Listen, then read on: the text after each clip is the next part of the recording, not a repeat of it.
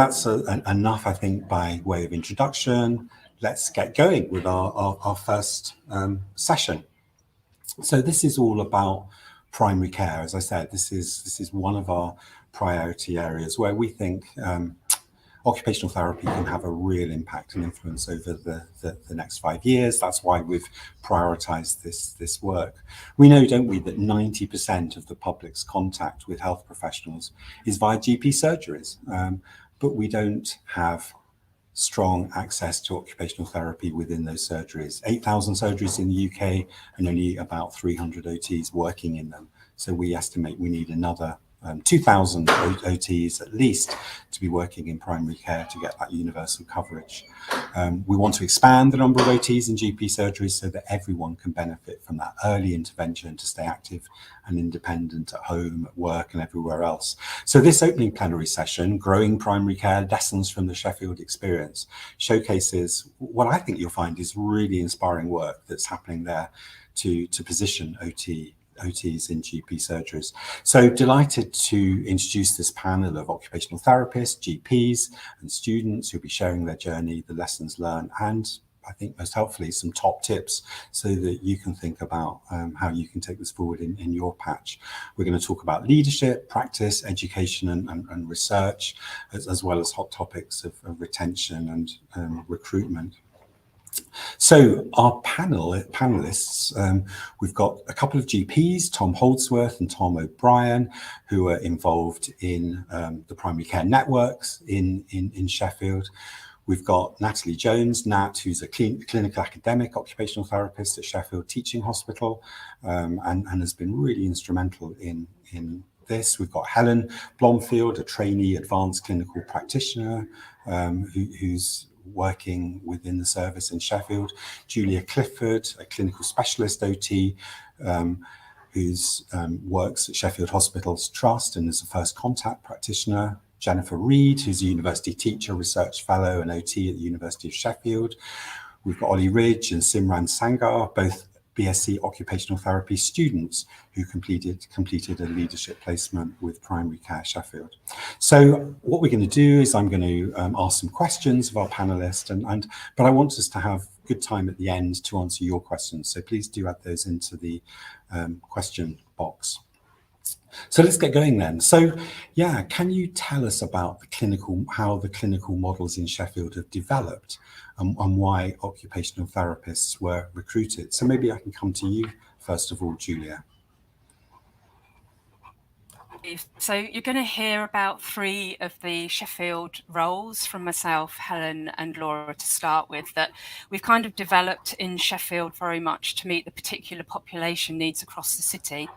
So in my role, the clinical model focuses on older patients living with moderate and severe levels of frailty. So particularly those that are housebound and may face barriers in accessing GP services. So I work across 5 GP practices in one primary care network that has a higher than average older population. And the model for me was initially co-designed with Tom Holdsworth, who was the clinical director, who's also on the session today, with feedback from other stakeholders and patients as part of the evaluation. It's very much that population-based, asset-based approach, which means looking at the skills and the resources that patients have got and building on those to really support patients in developing their own strategies to enhance occupational performance, their quality of life, and it's very much guided by what matters to patients.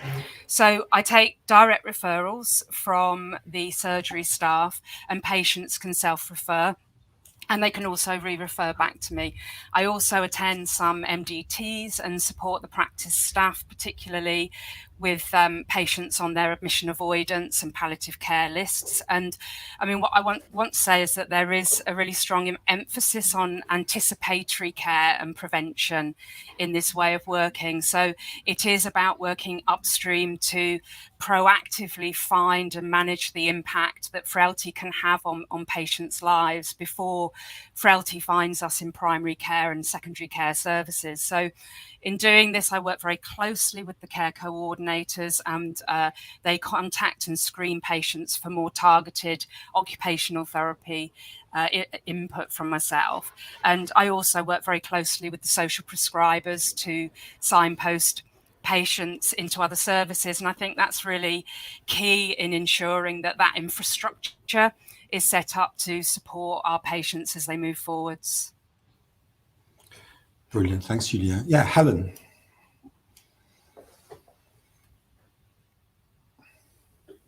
So I was the second occupational therapist to be employed in Sheffield, and my role's quite different to Julia's.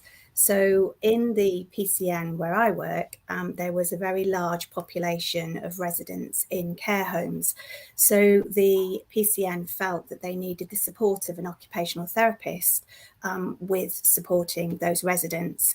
So my first year was really about scoping out the role that OT could play in supporting those residents, building those relationships with the care homes and the staff, because that was really, really important to get a foot in the door. And then that role has developed in, I actually lead a team of care coordinators, and we really deliver on the enhanced health in care home framework, which all GP practices need to deliver on. And if the care coordinators feel that there's more complexity to that person, that resident, then they'll ask me to go in and review them. But we also have MDT discussions regularly online, so I can support them with those personalised care support plans. The other role I have, which is very important, is that also the population that I'm working with in my PCN, we have a large number of working age adults in employment, but many of those people are on low income. So it's essential that we keep those people in work. Obviously, job loss has a massive impact on people's mental health, their physical health. So I'm working with the GP practices, 5 GP practices, and what we're looking is running work support clinics, and that's a joined up service with a couple of charities and also social prescribers, but we're really looking at supporting people to remain in work. So sort of really looking at what adjustments they might need at work, whether or not I need to support them with conversations with their employees, what are their issues, how can we give them time to recover if they need that, but then actually support them back into that working environment. So 2 different roles, but they're really driven by the population needs of my PCN. Thanks, Helen. Yeah, and Laura, what's your perspective?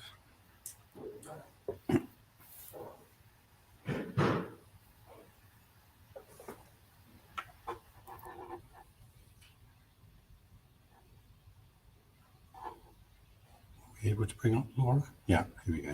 Yeah, hello. Hi, Laura. Hi, so I was the third occupational therapist to be employed directly by a primary care network in Sheffield. And my focus is mental health. And that was chosen because of the high level of unmet clinical needs in my network's population and the resulting impact that was having on people's lives and on GP service demand.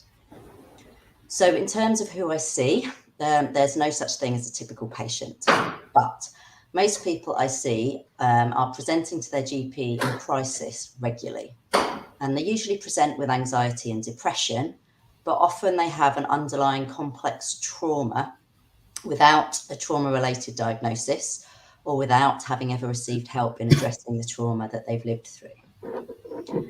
The patients in my area are rarely in work or regular education. They're almost always living in poverty, and most struggle to leave the house for any non-essential reason. Often they have comorbid physical health conditions and unhealthy lifestyles, which they really want to change, but they lack confidence in their ability or the money to actually do so.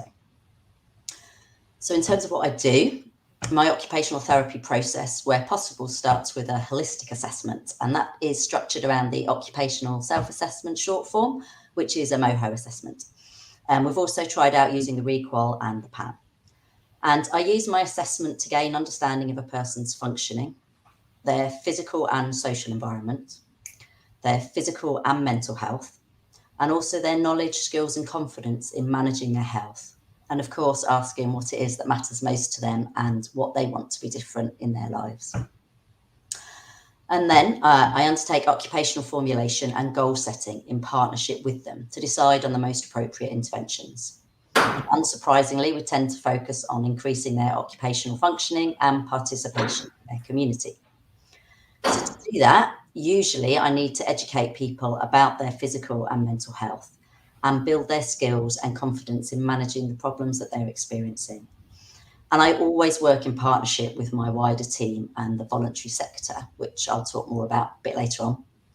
And in terms of evaluation, we're working on the best approach and the best model at the moment, but it's currently a combination of a narrative approach, satisfaction questionnaire, and reusing those outcome measures that we've used at the beginning, whichever ones they've been. Thank you. Thanks so much, Laura. So, yeah, I mean, that's fascinating to see the impacts that the three of you are making. So a question for Tom and Tom really is, as GPs, can you share some insights into your experience of OT roles and how they're making a difference in your primary care networks? Maybe Tom H to go first, I think. Thanks very much, Steve. So, I mean, I wanted to answer this question by starting with talking about how the frailty work really came about in Townships One network. So this started with some ideas I had that contrasted the care that patients in care homes got, which was really gold standard locally with a locally commissioned service that went into those care homes, and then patients who are housebound and living with high degrees of frailty at home, who in my mind often got a less good service. So I put a bid in to local commissioners and secured some money to set up a service. And in my mind, really, I was going to run this with a pharmacist and a physician's associate, but I really struggled to recruit. And a colleague started to talk to me and say, why didn't you think about occupational therapy? And if I'm being really honest, I knew almost nothing about occupational therapy. And, you know, I thought, well, this is all about toilet raisers and handrails, and I've no idea how this is going to work. So it was a real leap of faith. And eventually my colleague prevailed, and I thought, well, let's have a go.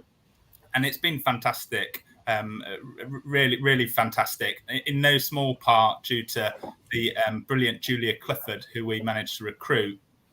I think the real strength of occupational therapy and the work that we've done is the way that the approach is so holistic. It really avoids over-medicalising things. It feels like it's really problem-solving and solution-focused. And it's a great natural fit as part of an MDT.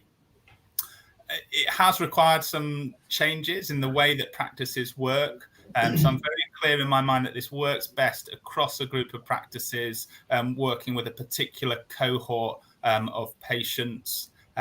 It works best as part of an MDT, so working very close with social prescribers and care coordinators in our frailty work. And as Julia's described, it's a really proactive model. So it's not firefighting kind of same day demand. It is sort of anticipatory care. We use IT searches to go out and find patients with high frailty scores who are housebound and due review. And we proactively go and look for sort of unmet need. But that said, practices have really embraced the work. We've had great feedback from practices and from patients. And it really has been one of the best things that we've done as a primary care network. Wow, fantastic. Yeah, and other Tom. Thank you. I should start probably by mentioning to everyone what a primary care network is, for anyone who doesn't know. A primary care network is a group of local general practice surgeries, and it tends to cover a population of about 50,000 patients. The primary care networks are really where lots of investment is currently taking place within primary care. And the beauty of primary care networks is that it allows us as GPs, and it allows us as a PCN, to be a little bit more creative and a little bit more daring in our approach to how we manage our patients. We've also seen a significant shift in the last few years away from primary care just dealing with with disease and just dealing with unwellness to a much more holistic and promotion of well-being approach. And it's through the primary care networks that we've been able to experiment. We looked at occupational therapy as a role, and as Tom mentioned, we too didn't have a really good idea of what occupational therapy would bring to our network. But through this, through employing an occupational therapist, we changed how we employ staff. Rather than employing someone who we have a good knowledge and said, this is what we want you to do. Instead, we employed someone quite and said, this is the issue that we want you to address. This is the issue that we want you to address. And we gave quite a lot of freedom to our occupational therapist to explore how they were going to accomplish it, drawing on their expertise. And the way that was done within my primary care network was the formation of what we've termed the personalised care team. We've had MDTs in primary care for a while, but those MDTs have been very much clinical focused and perhaps less holistic as they needed to be. This personalised care team really shifted the narrative, focusing very much on holistic care. We identified the need that many of our patients are struggling very much with their functioning. Laura mentioned many people struggle even to leave the house, and so it's through this personalised care team, the work of occupational therapy, wellbeing coaches, dietitians, and the like, that people have very personalised plans to improve their functioning. And we know that, as I say, that there's further shift now towards this wellness promotion rather than sort of necessarily disease treatment or even disease prevention. And we see that occupational therapy is having this key role in primary care to address this new dynamic. Brilliant. No, that's really inspiring. I'm sure there's lots of members of our audience who are wondering if either of you might be free to move to and practice in their areas, actually, because that's a great championing of OT. Natalie, how have students been helping with the development of these new roles in primary care? Good morning. I'm delighted to be joined by two students today who are going to tell you a bit more about that. From October to December last year, I hosted 4 OT students from Sheffield Hallam University on leadership placements. Emily, Simran, Ollie and Casey were placed in 2 very different primary care networks in Sheffield that were thinking about OT. They were interested. So this placement experiment was part of a much larger programme which brought 18 occupational therapy students into primary care practice. So a quick plug for Poster 48, where you can find out a bit more about that fantastic programme that Helen was involved in. Leadership placements bring together academic theory, workplace practices, and knowledge around culture of organisations to really accelerate students' learning. Developing leadership skills is so important early on in your career, and meeting the competencies required for professional registration around leadership. So I'm delighted to share the stories of 2 students, Ollie and Simran, and you're going to hear from them now. Over to you, Ollie.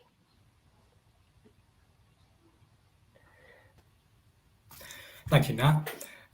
So myself and Casey were assigned to a deprived primary care network within Sheffield with a total population of just under 23,000. Over the 8 weeks we were there, we actually realised that it wasn't just a deprived area, but it was in fact the most deprived area in Sheffield as of the end of 2022. So during our placement, the main brief for the placement was to scope out the role of an occupational therapist and interact with stakeholders through the network.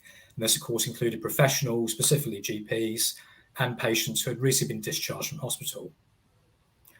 Now, the brief described interacting with people who had conditions with frailty or physical conditions specifically.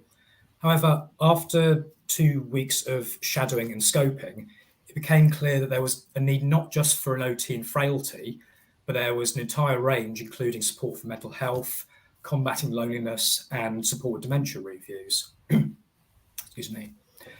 So, as well as interacting with wider members of the MDT and other OTs and professionals in the neighbouring PCNs, it basically indicated how an OT could help with developing in their respective practices.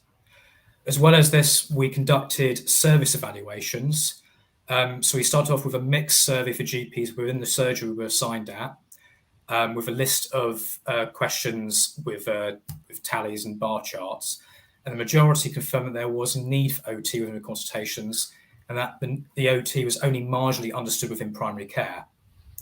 We also had 2 patient consultations over the phone who had recently been discharged from hospital, and we spoke to them about how they were getting on with a list of set discussion points. And from our findings, we could confirm there was a need for OT from a primary care setting. We also created a quantitative in-surgery survey for patients awaiting consultations. And it was very clear from those findings, there was an increase in GP satisfaction, but there was little awareness of how an OT could support them with recent discharge or mental health conditions. With all this in mind, it became the basis for our business case and our presentation. And towards the very end of the 8 weeks, we presented a presentation to the surgery team, and which included our business proposal and a selection of options appraisals. We basically concluded that there were 2 possible options appraisals that could be taken. The first involved an OT role with a frailty focus. However, we also said about the second option with an OT having a possible look at mental health focus. I'll pass you on back to Nat.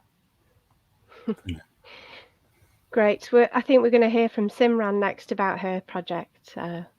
Simran and Emily. Thank you. Yeah, so Emily and I were based in a primary care network within Sheffield, which provided GP services for a large university. The main aim of our placement really consisted of identifying any gaps within the service, as well as presenting ideas on how an occupational therapist could be introduced to this network specifically to provide alternative pathways of care. Another student and I just began to scope the service to determine the needs of that demographic, which mainly consisted of patients aged between 18 and 30, or overseas students or dependents of students. Along with this, we conducted a service evaluation in which we collated 2 weeks' worth of the data from GP and nurse consultations and evaluated where an OT could best benefit the service. From this, we identified some key themes which we proposed roles for an OT. Firstly, we identified that the surgery had really high levels of patients accessing the service for mental health support. On average, in 1 day of GP consultations, around about 45% of appointments were focused on mental health. And through our data, we determined that 85% of these appointments were check-ins or repeat appointments, not initial consultations to access support. With the pressure on surgeries to provide appointments quickly, we wanted to provide an alternative pathway for patients to receive that support, which also relieved the pressure on GPs. Secondly, we found that there was a need for a more holistic pathway of care in the surgery, especially to support this specific demographic. With the surgery's links to the university, we saw an opening for a holistic and upskilling approach to mental health support that would support an individual, but also felt relevant to their environment and situations. We presented the idea of a Waiting Well program to provide structured group sessions that provided support during that interim between referral and access to specialist services. These sessions were based on lifestyle management skills and coping techniques, but they aimed to reduce the number of repeat GP and nurse appointments needed within that interim. From a leadership perspective, this placement gave us the opportunity to direct our own projects whilst also advocating for OT and holistic pathways within primary care. We were also able to work with a range of different professionals whilst building our professional skills in an up-and-coming area of occupational therapy. Yeah, fantastic. And yeah, congratulations on the impact you both had. clearly this is a new area. Just interested in research, really. Julia, can you talk to us about how you've got involved in research in Sheffield?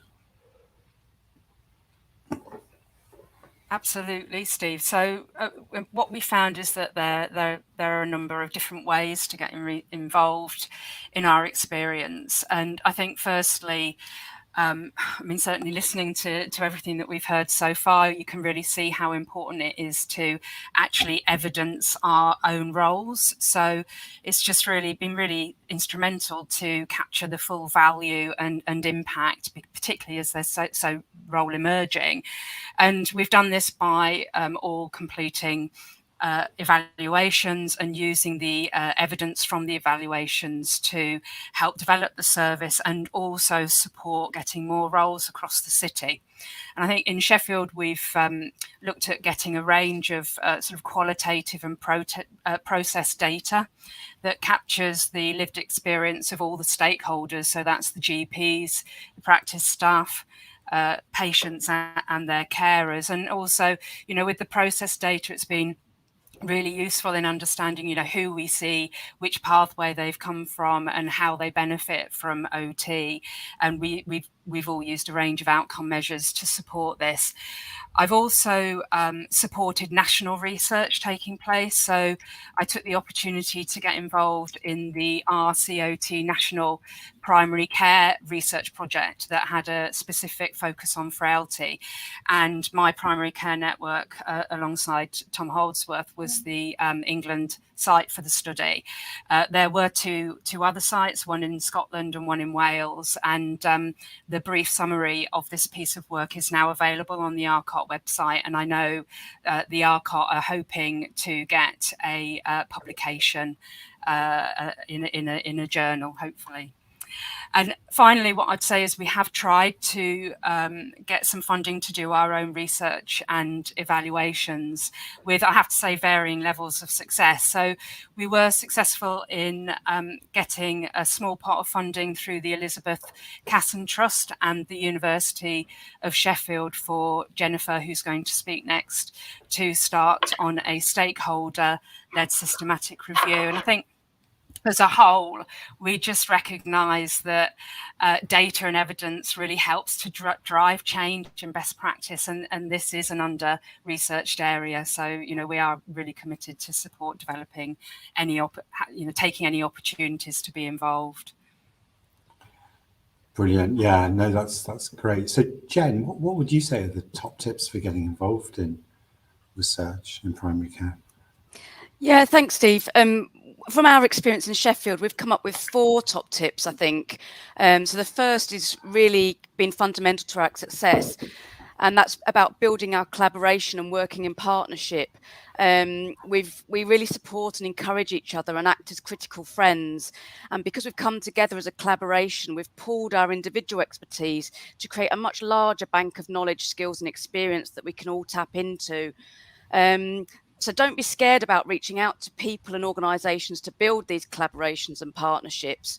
We've approached GPs, experts by experience, the RCOT, universities and clinical leads to bring our collaboration together.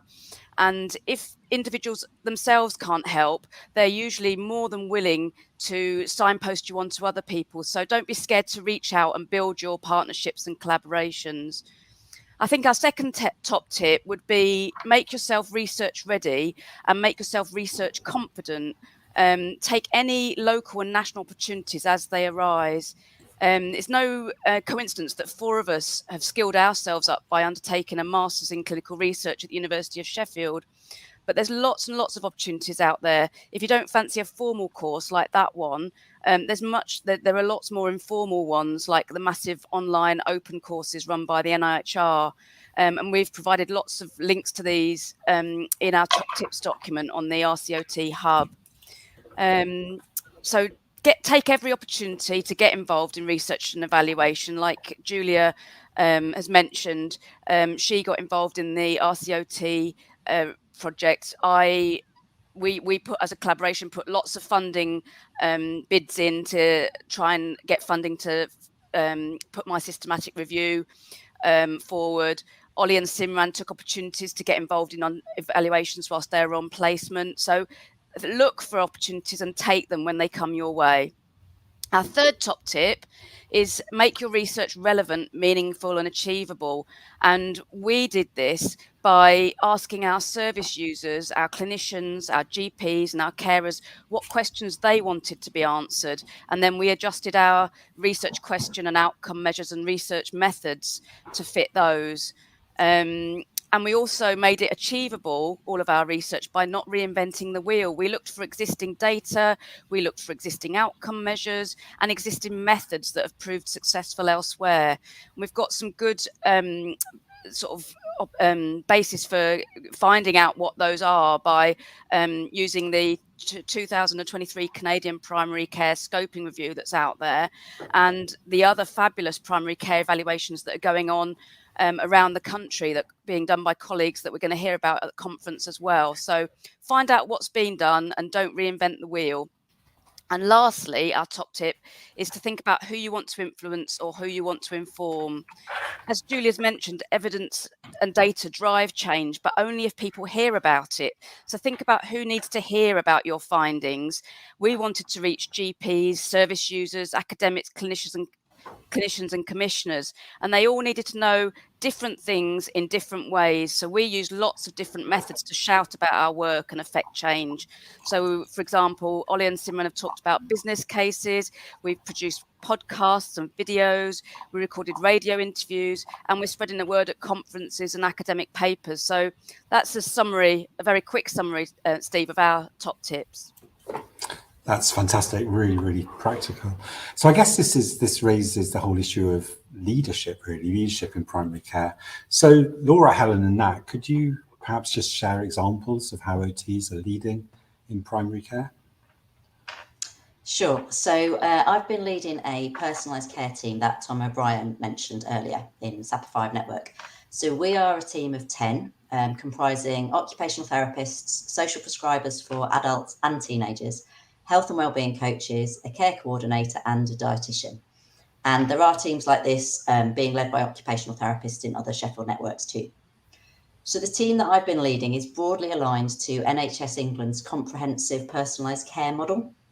So we're aiming to improve the health and wellbeing of the whole of our local population, to reduce the health inequalities and the frequency of GP appointments that are taken up by non-medical issues. So in line with the model, our universal offer to everyone in our community, which is a population of 37,500, is to provide support with non-medical needs. So that's things like housing, money, social isolation, employment, education, parenting, and general coping strategies. Then the next tier is for those with some of the long-term health conditions. We offer specialist interventions focused around condition management and healthy lifestyles. And those can be delivered individually to families or in groups. And then for the third tier up, those with the most complex needs, we offer support in navigating and accessing the health and care system, and for some people, mental health, occupational therapy, as I described earlier. So as a team, we're working towards being as seamless as possible, and that is challenging because we're employed by 6 different organisations. But that partnership and cross-organisational working is the only way that we can meet the needs of our local community, so that we can draw on everybody's specialist knowledge. And so to achieve that, we meet regularly as a team to discuss cases, develop our processes and procedures, and just get to know and support each other. And occupational therapists lead those meetings, and we're using our expertise in holistic, personalised, trauma-informed and recovery-focused care to support the work of the whole team. And everyone in the team has access to supervision and training. And whilst we all work out in GP practices and out in the community, we also have a shared office space in a local library building. And the team and the service that we offer is constantly evolving to best meet the needs of our local population and change as services around us change. So our next step is to further involve our local community in shaping our team and services. Thanks, Laura. Helen. Right, so in my PCN, we didn't have a personalised care team, but I could see the benefits of it. So what I did was I applied for a 1-day-a-week fellowship with the Primary Care Workforce Hub so that in that day a week, I needed to lead a project. So what I did with my PCN and my clinical director and primary care manager was I pitched to them the project that I wanted to lead, which was to develop and lead a personalised care team. So I had to be very good at those elevator pitches to get my message across. And I needed to start with why this was important for our populations, to really sell it to them so that I actually could lead this project. So it was fantastic because I was able to create a team from scratch. So there were already care coordinators and social prescribers in post, but they were all working in silo, really. We weren't a team working together. So it was bringing the team together, and we had a number of afternoons where we built trust in the team, which is essential. We looked at the data for the township, what was our population, what were we looking at. We also looked at what is personalised care. We looked at the preventative approach, the upstream, why that's so important. We did exercises where we looked at all our community assets, because a big part of moving to primary care is how we link in with our community services that already exist, the council services, charities. We need to know all the voluntary organisations that are working in our area, so we can link people with those organisations. And I also used quality improvement methods, and I think in the top tips we're going to be giving you some ideas about which quality improvement methods you could use. For one, I love process mapping. It's easy. An OT brain will have no problem doing process mapping, because if you've ever done sort of admission through to discharge, it's the same sort of process. It's looking at how you work. So that was a really useful exercise to do as a team. We all really enjoyed doing that, and it was then really clear how we were going to work as a team. And now we're doing as a team review every single resident in the care homes. We're looking at doing a review of every single resident across our PCN who's registered with a diagnosis of dementia. We're looking at increasing the screening of uptake of cancer screening, because again, that is a very preventative approach. And we're working really as a team. So we have multidisciplinary team meetings based on the reviews that we're doing. So we'll have separate MDTs for the care home work, the dementia reviews, and also the work clinics. And in those MDT meetings, we're inviting people from other organisations in to work with us. So that's really important. So I think, lots of ideas in the top tips. My own leadership journey, I've read a lot of books. So I recommend Compassionate Leadership by Michael West and anything by Brené Brown, brilliant. But also look out for opportunities, look out for fellowships, because they're out there, and we need to get more OTs taking them up, really, because it's a fantastic opportunities. So look out for them.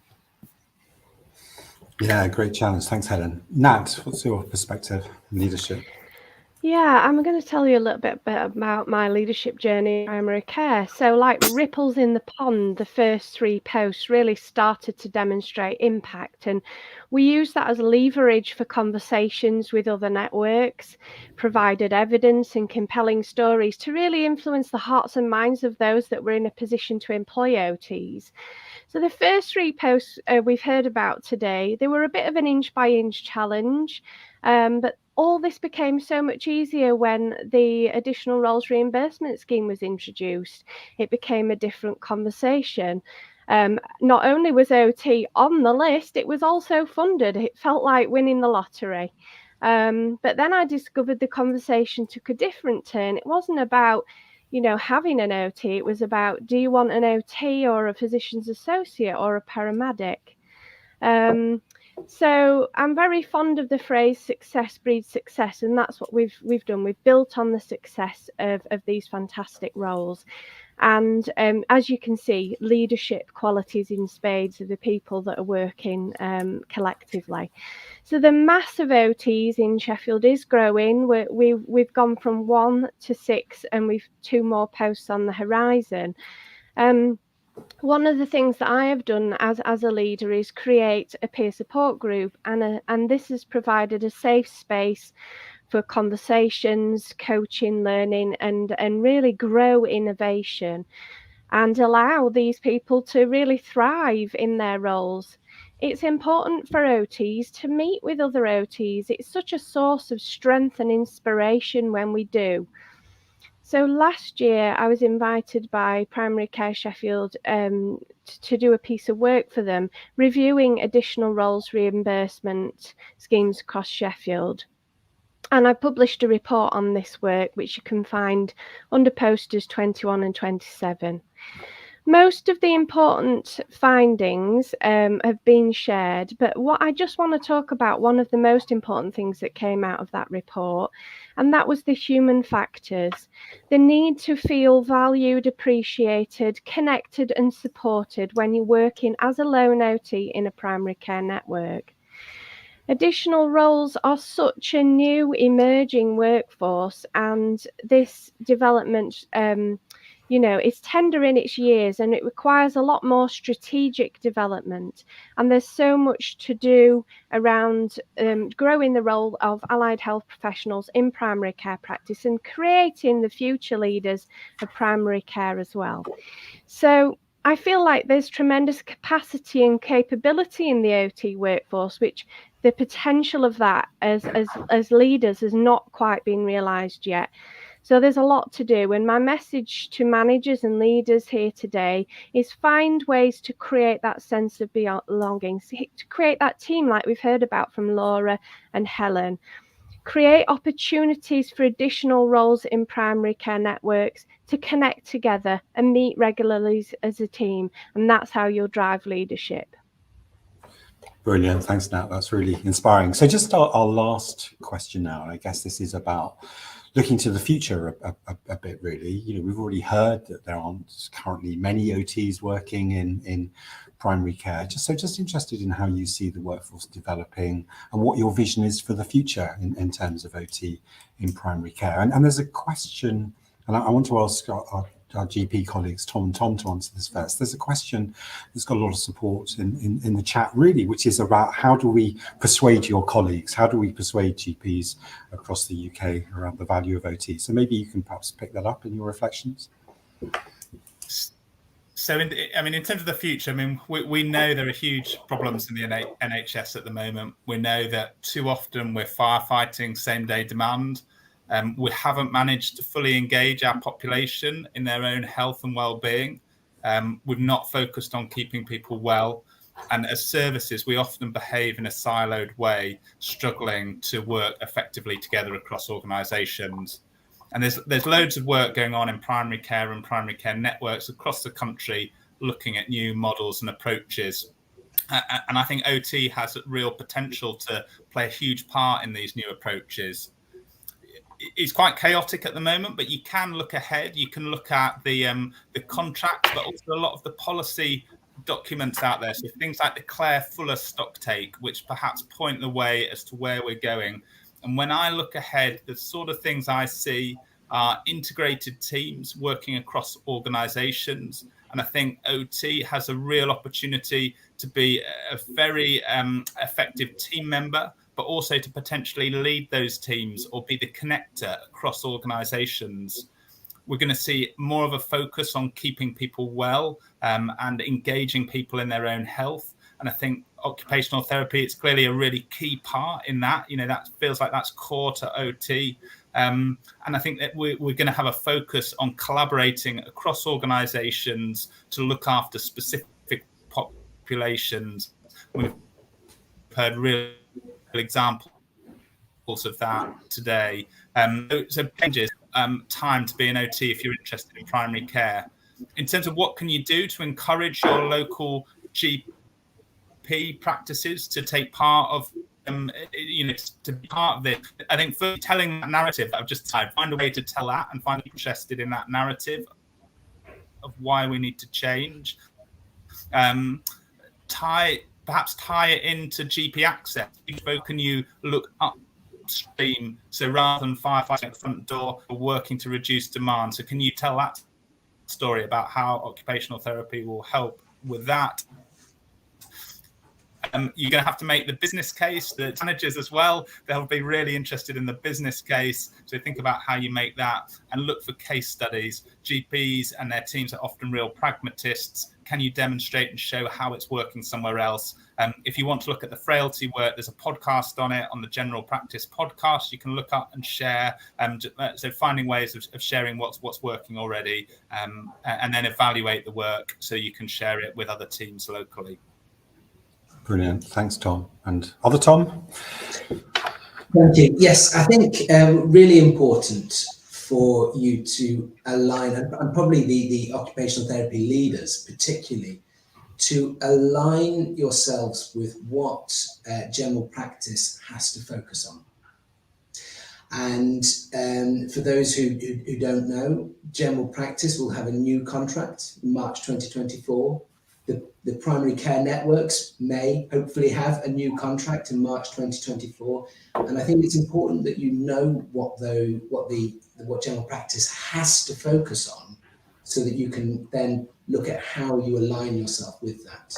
Tom mentioned access this year, which is our key focus in general practice at the moment, and the way that I think occupational therapy demonstrates improvement in access is through that prevention work, through that improving well-being, to stop patients coming to see me when they don't need to.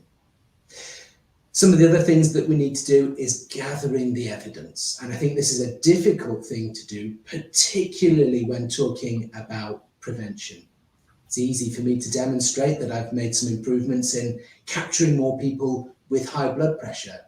But how much better is it to stop people getting high blood pressure in the first place? And so that's a very difficult thing to gather evidence, but we need to do so, and we need to promote this. And then I think finally, there is also an importance for the GP leaders in this one. And I think that's why we are here today.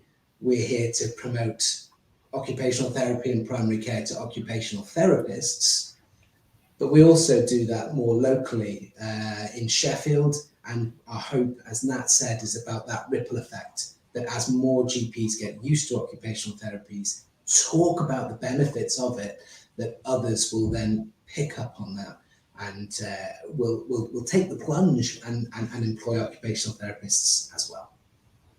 Brilliant. Thanks, Tom, and thanks for both of your leadership in this area. So, Nat, just you perhaps sum up actually, and just give us a real challenge as to how we can all build on this.